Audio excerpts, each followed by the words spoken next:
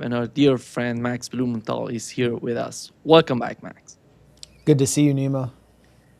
Please subscribe and hit like button, and you can follow Max on his website, thegrayzone.com. Yeah, right below his name, you can find the address, and you can follow him on YouTube, on his YouTube channel, the same name, Gray Zone. Ma- Max, let's start with the meeting between Donald Trump and Netanyahu. One of the main issues, Netanyahu, if I'm not mistaken, this is the seventh time that he's in the United States talking with Donald Trump. And Donald Trump was asked about the Israeli attack on Iran. He said that if, when it comes to the Iran missile program, they can strike Iran.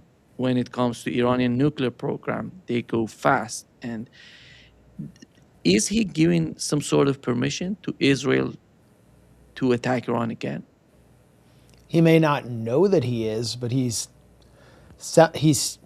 was apparently operating with this mentality in the meeting that he should tell Netanyahu everything that he wants to hear and deliver the goods for Netanyahu, because $500 million in campaign funding with the midterms coming up is attached to it through figures like Miriam Adelson, who is now at the ingathering of the U.S. Jeffrey Epstein class at St. Bart's, this island in the Caribbean where all of the yachts of the wealthy Caribbean residents, including Queen Miri of Miriam Adelson, Jeff Bezos' yacht, David Geffen's yacht, Victor Pinchuk's yacht, they're all there. And they have Donald Trump under their full control. Miriam Adelson speaks for Netanyahu. She represents Israel. Donald Trump just paid tribute to her at his Hanukkah party at the White House, where Mark Levin, who is sort of the voice for Netanyahu in the U.S. media, wrapped his arm around Trump in a way I've never seen anyone do, kind of handling him like a rag doll, and pronounced him the first Jewish president. You could see Trump was even a little uncomfortable about this display, but he knows who's buttering his bread. And that, I think, fueled the embarrassing and dangerous display that we saw when Netanyahu arrived for, what did you say, the 7th time this year? I mean, Trump is effectively the babysitter, and he has to tend to Netanyahu. And he also seems to believe in it. But Donald Trump, I mean, he's also mentally enfeebled. No one knows what he actually believes in Washington, including the people closest to him.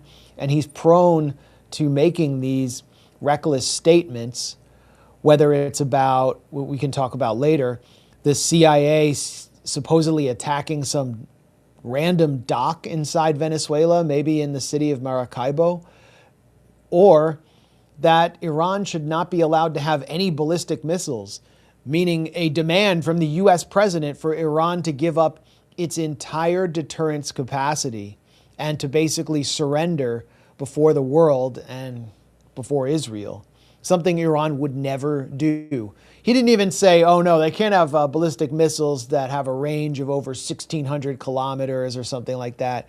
He said all its ballistic missiles, because that's what he thought Netanyahu wanted to hear. And so he sets the stage for war with Iran, something Netanyahu clearly wanted to do, because going into the meeting, Netanyahu tweeted out some AI slop showing him and Donald Trump in the cockpit of a B-2 bomber getting ready to bomb Iran.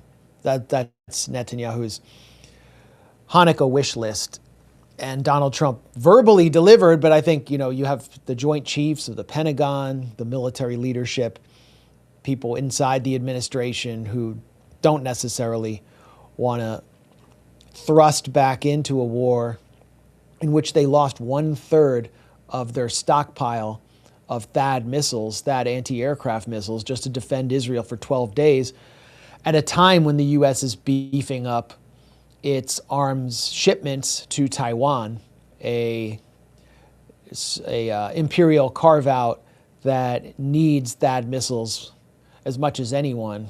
And then there's Ukraine. We haven't even mentioned that. So disastrous rhetoric from Donald Trump that may actually have no implications because he's just so far off his rocker.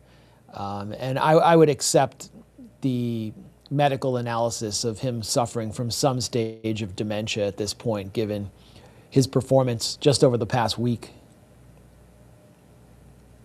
Do you see any sort of connection between what Donald Trump is talking about, considering particularly the case of Iran and Israel, and the midterm elections in the United States?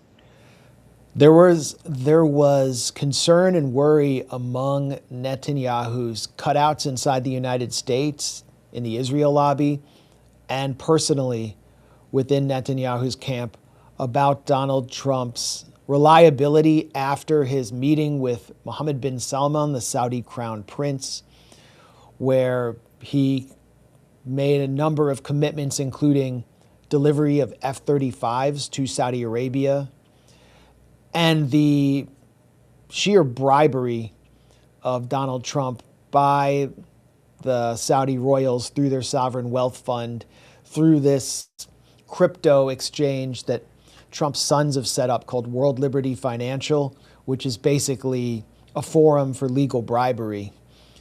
They were also concerned Donald Trump might even be getting too close to Qatar, which is hosting Hamas political leadership. Donald Trump has accepted hundreds of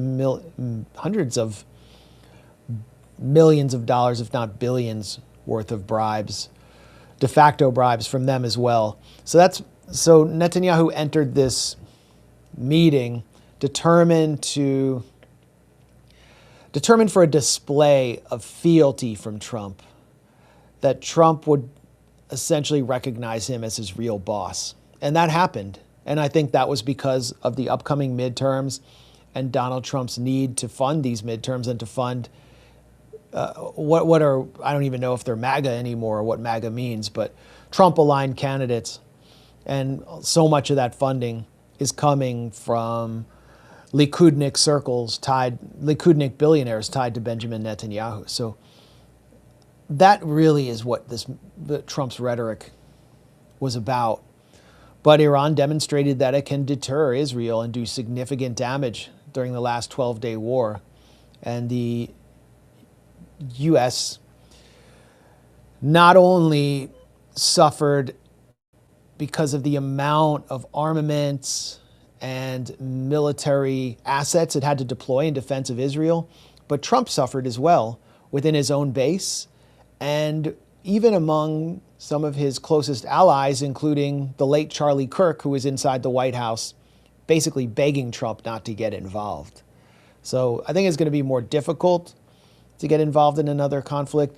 What's taking place now with the protests is something that Israel is seeking to weaponize in order to soften up Iran and to demonstrate to Trump that the government of Iran, the system of the Islamic Republic, is actually weak. And they're doing everything they can to kind of instrumentalize economic protests in order to set the stage for a joint U.S.-Israeli operation. Actually, as you know, I'm in Iran, and you look at the media, in the mainstream media, even in the alternative media, they're talking about huge protests here in Iran, and people are coming out. There's some sort of localized protest, and people like 50 or 60, 100 people gathering, making some sort of argument that the economy is not good and there is some sort of inflation, but there is nothing, that big to be considered as the way that they're trying to picture the situation in Iran. What's your take on that? Well, have you seen any of the protests? I haven't seen just few videos. But And do you feel like supporters of the Islamic Republic are nervous about the protests? Are they purely at all, economic in not nature, or at are they all. ideological? They're totally free. They're not even trying to avoid them from protesting. They Yeah. say you can do whatever you want and you can ask whatever you want. Yeah. Well, I mean, I spoke to two Americans who recently visited Iran and left before the protests erupted, and they did describe to me an inflationary crisis, but I saw that when I was there in May. And Iranians who are middle class Iranian professionals would tell me like they're working so hard, but the currency is increasingly worthless, and so they can't buy a new car, they can't really deliver on all of their hard work, and one person said, I feel like a loser. It's just so demoralizing. The mother of a young child, and someone who's extremely competent and would be making six figures in the United States, given their skill set. And that's the issue here. And the people that I spoke to did not blame the system of the Islamic Republic, but that was because these were supporters of the Islamic Republic's overall counter-hegemonic stance on the world stage. They were proud of that, and they were supporters of Palestine. You have others, even in the reformist camp, who question why Iran supports Palestine at all, given the amount of economic pressure and sanctions and danger that it places itself in because of the proximity of Israel. And so, those kinds of people who have less political education and are purely concerned about their middle class status, I think, those are the people that Israel and its propaganda apparatus are trying to persuade and weaponize. And so far, I'm not seeing that happening, especially after all the civilian casualties suffered in the 12-day war. I think there is more political awareness in Iran, among Iranian, even in the Iranian middle class, about what the stakes are. This is a crisis almost entirely brought on by sanctions. And I don't think there can be any debate about that. I'm sure there's mismanagement in Iran's economy. There's massive mismanagement in our economy as well. I know the last central bank chief was replaced, and now they're talking about replacing the current central bank chief. But the central bank has access to something like $250 billion in reserves. Well, it doesn't have access to that. That's what's in the reserves, but it cannot access that because it's held through international finance, and sanctions block the central bank from accessing that liquidity, which has fueled an inflationary crisis, and by design. I mean, if you listen to the neocon ideologues in Washington at the Foundation for the Defense of Democracies, for example, Mark Dubowitz and these characters, who are Israeli intelligence cutouts, they are proud of creating an inflationary crisis in in Iran. I reviewed a book by one of the architects of sanctions on Iran named Richard Nephew, who has worked in democratic administrations. His book is called The Art of Sanctions, and he actually boasted on the pages of his book that he limited the amount of chicken that was available to Iranians during Nowruz. So they're very open about this. Rudy Giuliani, close Trump ally, gave a speech before the MEK, the regime change cult of Maryam Rajavi. I think he was in Paris, and he said, Iranians are selling their organs on the street. This is great. The sanctions are working. So I think, to the extent that this is caused by sanctions and Iranians are aware of it, the protests are going to be localized, domestic, and focus primarily on economic issues. And it's going to be difficult to transform them into the kind of woman, life, freedom, color revolution in which masses of youth are riled up in the streets calling for the downfall of the Islamic Republic. But another point I think which hasn't been made enough is that when the 12-day war on Iran was first imposed by Israel, the most dangerous weapon in Israel's arsenal were the Mossad cells that they had recruited from within the Iranian population. I know many of those Mossad assets were migrants, but it really raised questions about the violence during the Woman Life Freedom protests and the capacity of Israel to use even just economically based protests as a vehicle for fueling sabotage and violence through Mossad infiltration. I mean, something I noticed in Iran when I was there was that, it didn't feel like a police state. It's a chaotic, heavily Mm. populated society, and the security apparatus cannot manage every single aspect and watch every corner. So sabotage takes place and infiltration gets through. But so far, that hasn't happened with these protests. Yeah. I think your assessment is correct. Eh, Max, when you mentioned the case of Charlie Kirk, and with the latest, gathering TPUSA, you see two forces confronting each other. One of them is Tucker Carlson, together with, even Steve Bannon, and on the other hand, you see Ben Shapiro and his people, and somewhere in the middle, you see Megyn Kelly trying to, be on both sides, which wasn't possible. After all, Ben Shapiro, said that you cannot do this. You are with us or against us. But when you look at the TPUSA and the questions that these young people are asking, and those to Tucker Carlson, even Ben Shapiro, do you think that the sort of movement, the sort of feeling that was created in at TPUSA is somehow fading away, or you see even with the assassination of Charlie Kirk, there are people, young people, asking about what is the benefit of the United States supporting Israel, or Well, even what yeah. is the benefit of these endless wars. What I mean, what question do you want me to focus on, the split, or whether there is Yeah. more anti-war sentiment within the conservative Yeah, base? the split. I want to talk about this split because that's important to understand the behavior of Benjamin Netanyahu. Well, the split is not just about Israel.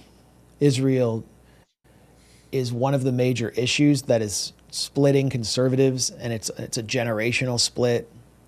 You know, look at the relationship between Nikki Haley, who was Trump's UN ambassador, former South Carolina governor, total neocon who wanted to be president and was rejected by the Republican base. Supports her message to Israel during the Gaza genocide was finish them, and she signed Israeli howitzers that were going to be fired into civilian neighborhoods in Gaza. Her son is sort of Groyper centric, America first, opposes the U.S. special relationship with Israel, and wants to sort of be a voice for his generation. So in many ways, it's a generational split, and that means young people just tend to be more anti-war in general in the U.S. because where have any of these wars gotten them? What have they delivered? Their status is declining. The living standards in the U.S. are declining, and yet the U.S. military budget continues to go up. So they're connecting the dots. At TPUSA, when Ben Shapiro delivered his 20-minute speech, which was mainly an attack on Tucker Carlson and Candace Owens, he was speaking for Donald Trump and J.D. Vance to some extent. I mean, it was also an attack on Nick Fuentes. And so he was attacking Fuentes on behalf of J.D. Vance because Fuentes had called Vance's Hindu wife Ajit, which is basically like calling her the N-word, and is just constantly taunting J.D. Vance. And J.D. Vance can't really respond without in a credible way. So Ben Shapiro was positioning himself as sort of the voice of the MAGA establishment. And he's also the voice of the donor class that is animating Trump's behavior when he meets with Benjamin Netanyahu and promises him the whole store and basically promises to attack Iran. So whether Ben Shapiro is popular or not, and he's lost a lot of popularity, you look at his numbers on his podcast, they're declining. He's still speaking on behalf of some very powerful forces. And it really shows you how little credibility Donald Trump's America First brand has left, because you have a figure like Ben Shapiro, who was a never Trumper early on in the first Trump term, who left the outlet Breitbart because they were pro-Trump. And now he's the standard bearer of the Trumpist establishment. And then you have figures like Tucker Carlson, who was one of the first avatars of the America First brand, who spoke at the Republican convention in 2024, who was who was always very close to Trump and is close friends with J.D. Vance. And he is, while he spoke at AmFest for TPUSA, he's not really welcome in the White House anymore. And in many ways, he's kind of seen it as an enemy because he's criticized Trump on Israel, on the war on Iran, on so many issues where the base feels betrayed. And then there's Candace Owens, who is, I think, in the thickets and weeds of the various theories around Charlie Kirk's death, and they're being used to the extent that she's unable to provide evidence. They're being used to discredit her by figures like Ben Shapiro. And then Nick Fuentes is kind of off on his own, attacking everybody. You know, he had this sort of so-called generational run, which seemed to be very coordinated and sequenced through all of the top right-wing podcasts. He sat down with Tucker. He sat down with Candace. He sat down with Dave Smith. He sat down with Red Scare. It was like one after another. It felt like there was some powerful force propelling him through this so-called generational run. And then after it all, he's attacking Candace Owens, questioning why she's in England on a pheasant hunt. He's attacking Tucker Carlson again after they supposedly made nice. And he's mocking the hell out of J.D. Vance. And so he's sort of this chaos agent that might not even lead people to vote for J.D. Vance. And then what is TPUSA? After Charlie Kirk was assassinated, it is essentially a gigantic grift for the remaining principals, his lieutenants, who remain mostly unknown to the American public, who can't match his charisma and don't have his political acumen. And the only one that's recognizable to the public is Erica Kirk, who gleefully replaced her husband and is now the object of, I think, very justified mockery on Twitter. You look at all these memes, like a normal widow grieving the loss of their husband is like, disappears from society for months. And then Erica Kirk, and, they'll show like 60-year-old Madonna, like working a pole on stage, or a woman shooting fireworks out of her butt. Like, those are the memes mocking Erica Kirk. And what was Erica Kirk doing on stage at TPUSA? She was having like a friendly sit down with Nicki Minaj, one of the trashiest figures to emerge from the world of corporate rap, who is now basically, it looks like some Trump crony billionaire bought her. And she's on stage making the case for Trump's military assault on Nigeria, which is obviously a play to plunder Nigeria's oil and mineral wealth. And Erica Kirk's right there. And, I've said this on our live stream last week at the Gray Zone, that if somebody blew my head off, like a Ukrainian Nazi blew my head off, or some Zionist maniac shot me during a public event, my wife, Anya, she wouldn't be doing a sit-down event with a trashy rapper just a few months later with pyrotechnic displays. I can be sure of that. She wouldn't even be doing a sit-down with a crappy SoundCloud rapper. It just wouldn't be happening. So this is not a normal person. This is a deeply narcissistic, disturbed individual, and it raises a lot of questions about the marriage to begin with. But it's turning off masses of people, and TPUSA is supposed to really be the base of the get out the vote operation for someone like J.D. Vance, who is supposed to be a shoo-in for the nomination. But J.D. Vance isn't a shoo-in because he's considered too close to Tucker Carlson, and the Jewish supremacist wing of the Trump movement actually dislikes J.D. Vance, and he's not kowtowing enough to them. So I think they've set the stage for their own electoral ruin, starting with the midterms, and that whoever assassinated Charlie Kirk, let's assume it was Tyler Robinson. Let's assume it was possibly a trans furry who thought that Charlie Kirk was an anti-trans bigot.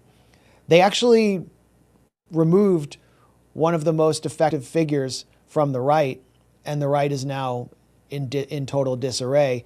It's almost like the assassination of Yitzhak Rabin, where it just totally destroyed the peace camp in Israel. An assassination, by the way, which Netanyahu was accused of encouraging by Rabin's widow. Remember, Netanyahu had to twice denounce theories that he was responsible for killing Charlie Kirk.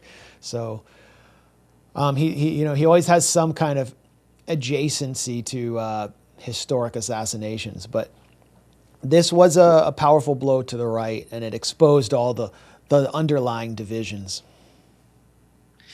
Max, Netanyahu is trying to get closer to South Cyprus and to Greece as well. Yeah. Do you think that is some sort of movement on his part to counter Turkey? Because the northern part of Cyprus is under the control of Turkey. The southern part is under the control of Greece. And what else can he do? Because I don't see that much of importance in the type of movement he's doing. But what is the end game in Cyprus and Greece? That's just it. Israel's placed numerous listening stations used by its Unit 8200, its version of the NSA, in and around Greek territory. Its arms sales to Greece are proceeding at a record rate. It's doing flyovers in Greek territory. I mean, the Greek government is essentially, which is a pro-NATO government, like a very pro-NATO government, is almost openly siding with Israel in its conflict with Turkey. And then you have Cyprus, which is being colonized by Israelis, by mostly wealthy Israelis. And the colonization becomes a vehicle for Israeli intelligence infiltration. They're buying lots and lots of land in Cyprus. Israel's setting up community centers, and it's doing so with local opposition, but without government opposition. Again, it's going to be a base for countering Turkey in the Mediterranean. And then you have Syria, where Israel is determined that Turkey not gain a foothold in Syria. And so it's attacking the Syrian government constantly, something that actually pits it against Trump. And Trump appears to have made some agreement with MBS during their meeting in exchange for all of this sort of bribery money to defend the government of Ahmed al-Sharaa in Syria.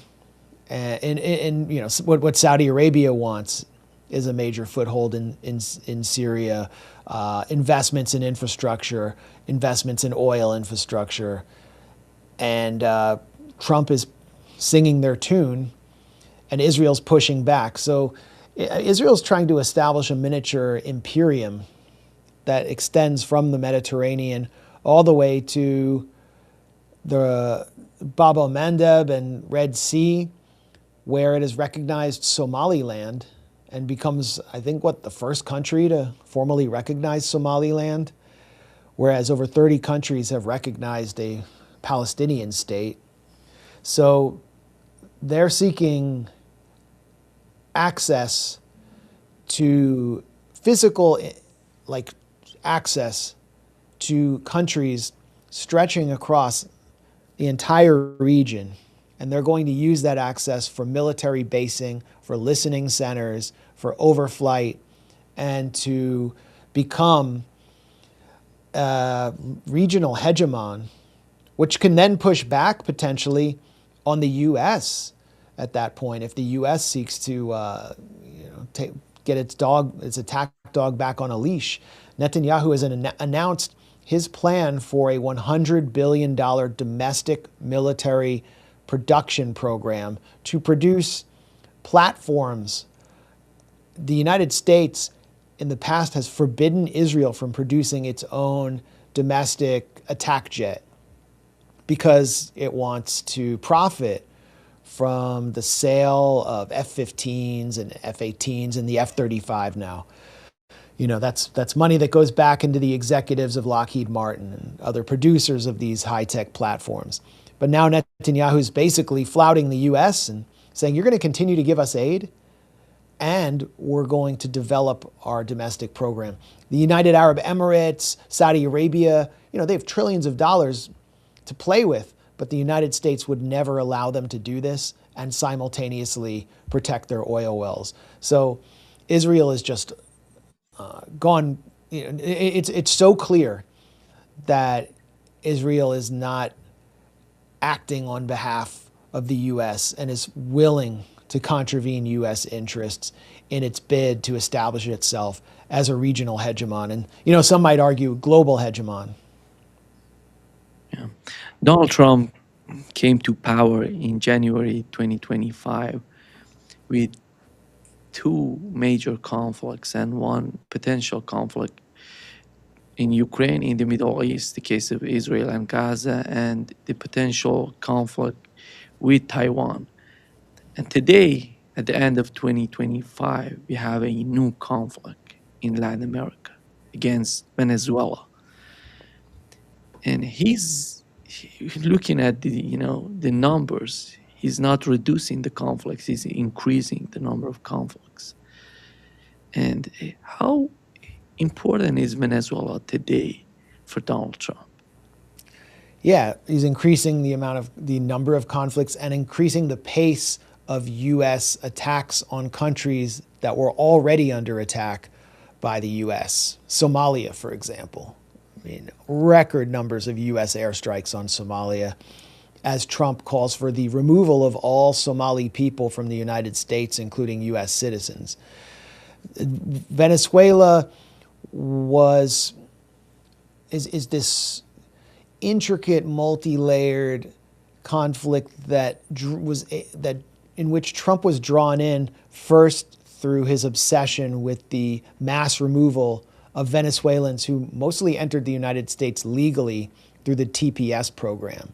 And in order to end the TPS program, Trump had to invoke, this is like the reasoning of his Joseph Goebbels, Stephen Miller, who's sort of his brain and the voice of the whole deportation policy and border policy, was that Trump had to announce or legally justify the United States somehow being at war with Venezuela to invoke the 1798 Alien Enemies Act. And if the U.S. was at war with Venezuela, all of those Venezuelan migrants would be considered enemies who had to be removed, and that's how he could end the TPS program and legally remove them all. That's what the United States did to British citizens in its borders in 1798. And so Stephen Miller came to Trump and said, let's just do a war with Venezuela, and then we can do that. And Trump said, great.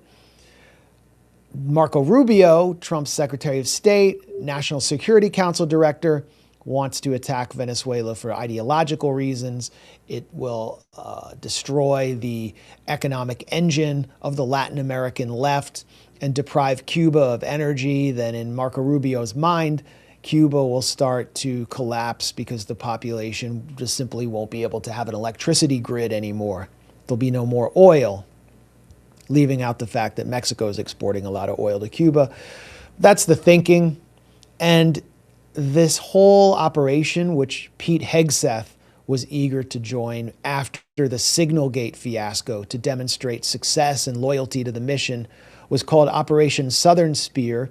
It began with this phony anti-drug operations in which small fishing boats were attacked by Navy SEAL teams, drones, killing all men on board, including in double tap strikes. It was obviously a fraud. There was obviously no anti-drug trafficking value to these strikes.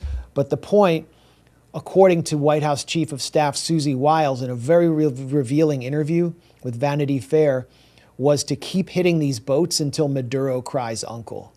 Well, they kept hitting the boats. Maduro didn't cry uncle. It actually caused a scandal in Washington because video circulated of the double tap strike, horrifying many senators and members of Congress. Hegseth has refused to release the video. Maduro stays in through November, and they start moving the strikes to the Eastern Pacific, where actual drug trafficking is taking place. Venezuela isn't really the main origin point of drugs to the United States. And I did a little analysis myself yesterday of when the last strike off Venezuela's shores took place. It was actually November 20th, over a month ago, meaning the first phase of Operation Southern Spear has completely run its course, and they've given up on the entire anti-drug justification for pressuring Venezuela. And now they've moved on to seizing Venezuelan oil tankers. Trump announced a quarantine of Venezuelan oil tankers to strangle Venezuela's economy. They seized 2 oil tankers. There's another one called the Bella One, which is sailing north in the Atlantic right now, and the Coast Guard has failed to board it after attempting to. The crew has refused to allow them to board. They've painted a Russian flag on the side of the vessel and declared that they belong to Russia. And it looks like the Coast Guard will actually fail to board Bella One, which is an amazing episode of military blundering and failure. PDVSA, the main oil company of Venezuela, is not changing any of its scheduling for oil exports, for offloading oil. Oil tankers continue to leave Venezuela, as Reuters reported yesterday. And meanwhile, you have 10% of the US Navy deployed off Venezuela's coast, with more special forces coming to the fore. What are they doing there? How long can this continue? What is the point? Where is this going? Nobody knows. The American public is solidly against it. The Venezuelan public is against it, regardless of their views on Maduro. And Trump has no clear exit strategy without losing face. And the US media, it's starting to dawn on them that actually Maduro isn't going to leave. So what happens next? This is the question, I think, because everyone is talking about Trump's errant and rambling comments, first on a radio show and then during his meeting with Netanyahu, about the U.S. sort of secretly striking a port that he called an offloading center for drugs in Venezuela. And it looked like he was actually referring to a fire at a livestock supply plant in Maracaibo called Primasol. It looks like he might be making it up. But the question that I have is he actually saying the U.S. struck Venezuela to give himself a way out?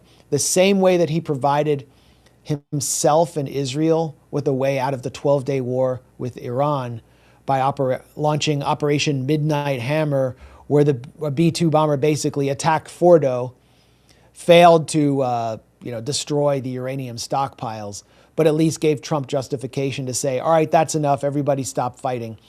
Is this Trump's attempt to kind of dislodge himself from a situation where he's losing face, where scandals are erupting every week, and where they can't even stop a slow-moving oil tanker? I think we'll know the answer to that early in the new year. Looking at the situation with Ukraine, Max, we have Steve Witkoff together with Kushner talking with Kirill Dmitriev on the other hand. These people who are mostly connected to each other, considering the, business they have. But do you think that the attitude on the part of the Trump administration somehow is helping to bring an end to the conflict in Ukraine, or is it somehow complicating the situation? Because Lavrov is not actively part of the negotiations. The negotiations are taking place between this group of people who are interested, in the business. And how important is Ukraine for Donald Trump to put an end to the conflict? Is that of importance for him? It was a selling point for Trump in 2024. It's part of why he was elected. Many Americans were sick of this conflict. They're sick of Zelensky coming to Washington and asking for tens of billions of dollars for a war he couldn't win, wasting tons of lives. And Trump promised an end to the conflict in 24 hours. And then it became clear that once again, Trump had surrounded himself with neocon like figures, that Keith Kellogg was a proxy warrior and was not going to let this war end, and that Donald Trump had lost control of the agenda, and the so-called Vance faction in the administration wasn't as powerful as the Marco Rubio faction, which has been imposing a much more, intentionally opposing a difficult framework in all the negotiations with the Russians that makes it impossible for Russia to agree. And then you have the military leadership. They're all going to walk through the revolving door and go work for arms companies, arms manufacturers that have profited enormously through the Ukraine proxy war. So Donald Trump has lost control of his agenda here. I don't think the Russians actually believe in the U.S. as an honest or reliable broker.